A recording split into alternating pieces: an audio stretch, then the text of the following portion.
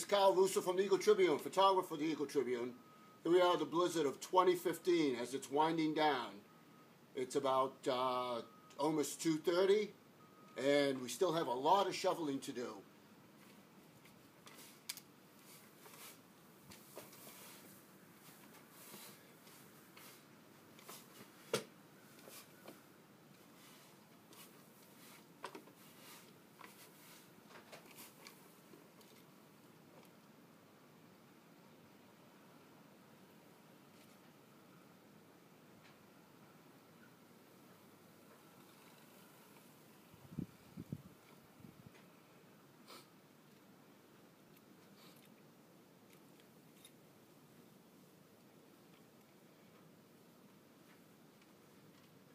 I'd say we have about at least 2 feet of snow here in Methuen in the East End.